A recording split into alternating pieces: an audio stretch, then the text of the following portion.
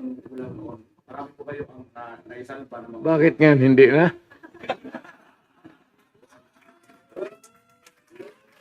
Bakit noon? Bakit ngayon pala?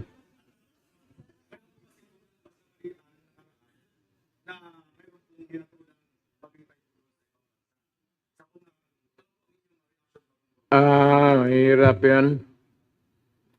Mahirap yan. Tayo dito, tinanggalan na natin yung death penalty.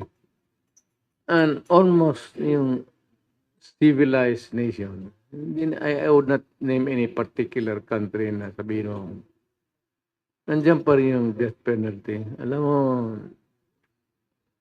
huwag mo na patayin yung tao.